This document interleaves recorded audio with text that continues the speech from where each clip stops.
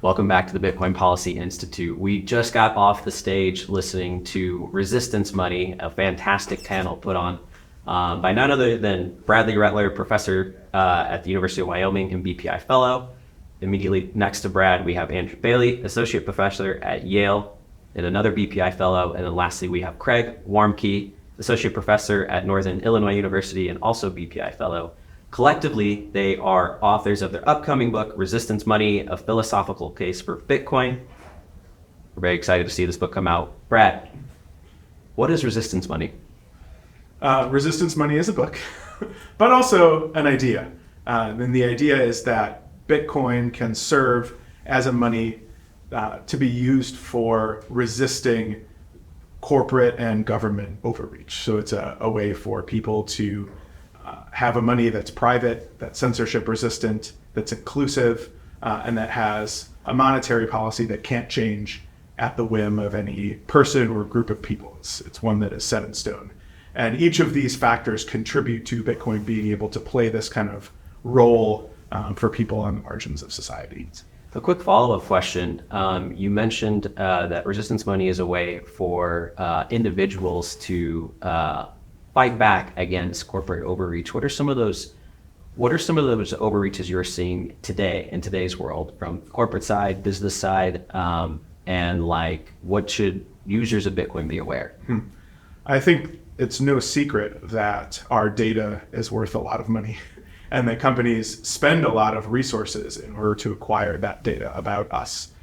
And one of the things they want to know about, maybe the most important thing, is what we spend money in, because then they can get us to spend more money on their things. And so the data about the things that we buy is highly coveted and very easy for them to get and sell and pass on. And so both the privacy aspects and the censorship resistant aspects of Bitcoin help in resisting that corporate overreach. So if you spend Bitcoin, you do so privately and you don't have to go through a network that logs that transaction and knows what you bought, knows how much you bought it for, and in aggregate can figure out a lot of your values. What we spend our money on indicates the kinds of things that we care about and can tell us a whole lot at a large enough scale about the kind of person that we are.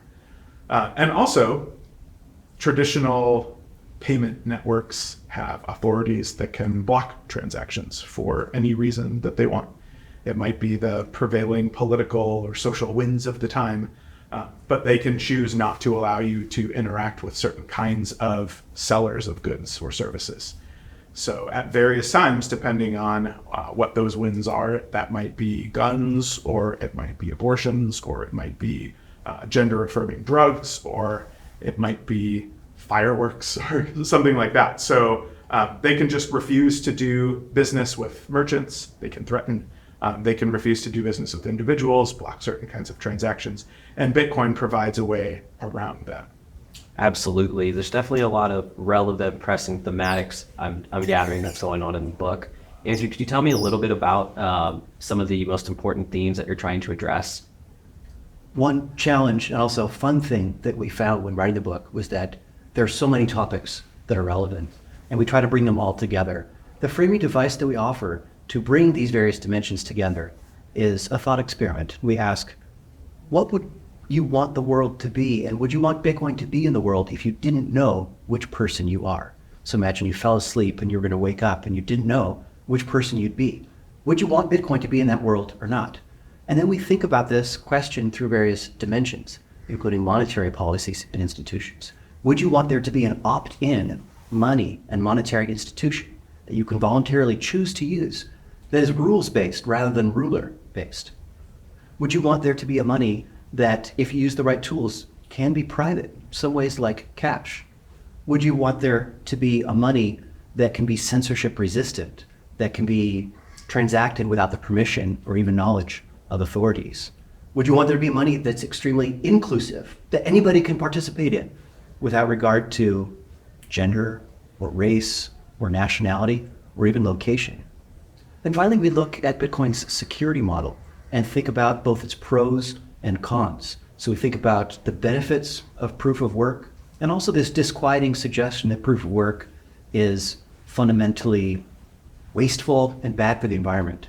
And we show that there are some surprising truths there, despite the pipeline of academic misinformation based on very bad science, that in fact, Bitcoin can be an important tool to fight climate change, and in fact has positive both social and environmental externalities. They really push the balance of considerations in the pro-Bitcoin direction, especially when we take this neutral position, not knowing who in the world we'd be.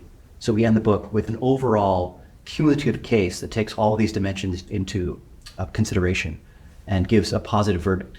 But we actually don't want to railroad the reader into adopting that positive verdict. We want to give them the tools to think about this themselves, to raise the important questions, to bring the data to bear, and then to come to their own conclusions, hopefully informed by that data about what Bitcoin is and what it's doing to our world. Certainly. Especially considering, and a quick follow-up question, especially considering that 60% of the world is like an election year this year. I think giving the reader the option to come to their own conclusions, or at least guiding them towards that conclusion, was A halving year and an election year.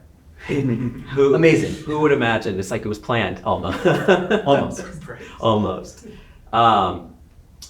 Considering that we are in an election year, not only here in the U.S., but most of the world is, like, if you had to pick out of the themes that you mentioned, what is the most pressing one that's going to encompass this upcoming epoch? Right. I'm not sure that there's one global answer. And this is one of the themes of the book, is that each of us is in a different position. But I think no matter where you are, Bitcoin has something to offer you. So I think for some people who suffer under very bad monetary institutions, the idea that there's an opt-in, internet-based institution will be the driving factor, the availability of sound money that you can, without anybody's permission, join. It's like a union that you can join. And it's a union that lives only on the internet, not for labor, for money. So for some people, that would be the pressing issue of their time.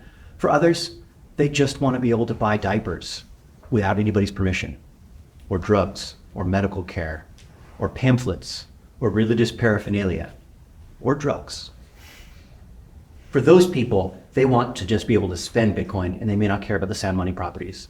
So Bitcoin is for them too. So I really think it actually vary quite a bit based on where you are in the world. But no matter where you are, Bitcoin has something to offer you, we think. Yeah, certainly. Bitcoin's for anyone, as I like to say. It is. Yeah. It's a great thing to say because it's true. Bitcoin isn't for everyone, but it is for anyone. It is for anyone. That is the last line of the book. So. It's literally the last line. Spoiling the book. Spoiler alert. We won't tell you the first line. It's a banger. Yeah, I definitely have to purchase the book here. Craig, I'm very curious to know your thoughts here. You guys are talking about how Bitcoin is resistance money. And there's a pressing thought, I think, throughout like the general community of Bitcoiners, that because Bitcoin is neutral, there needs to be no policy advocation or anything of the sorts. It seems to almost be like an oxymoron, but the matter of fact is that it is a very pressing issue. How do you reconcile those two conflicting thoughts? Sure. I think there's a large contingent of Bitcoiners who think that Bitcoin is inevitable. And so everything that happens to Bitcoin is good for Bitcoin and Bitcoin holders. And as long as number goes up and adoption increases, what more can you ask for? And I think that this is a naive view about how the world actually works, that Bitcoin doesn't exist in a political vacuum, and there are several different kinds of policies that Bitcoiners should be concerned with, not only as Bitcoin holders, but for the state of the country overall and for Bitcoin users worldwide. So one kind of policymaker is the anti-Bitcoin policymaker. And this kind of person is pushing policies who would like to hinder Bitcoin adoption. And I think it's important that we meet policymakers like this on their own terms and push back. Another kind of policymaker is one who doesn't quite have an opinion. And I think we need to educate these people. And then there's another kind of policymaker who is more friendly to Bitcoin, but maybe we can nudge them in particular ways, and especially with laws concerning privacy and custody and Bitcoin mining. So although Bitcoin itself isn't political, we live in states that are governed by politicians, and things can go poorly. And we would like to make life easier on Bitcoiners. Absolutely. Well, gentlemen, you guys are doing fantastic work. Very excited for the release of Resistance Money, a philosophical case for Bitcoin. Gentlemen, where can readers purchase the book and when? June 14th is the release date. It is available already to pre-order on Amazon as we record this, and it will be available at independent bookstores across at least the country, hopefully. And you can always purchase it. We've been told that the price internationally is a bit higher on Amazon, but if you purchase from Routledge directly, then it is the list price of $29.99. I think free shipping too. Can I purchase a Bitcoin? Not yet, but we are working on that. Thank you, gentlemen. I appreciate the time. Thank you. Thanks, Alan.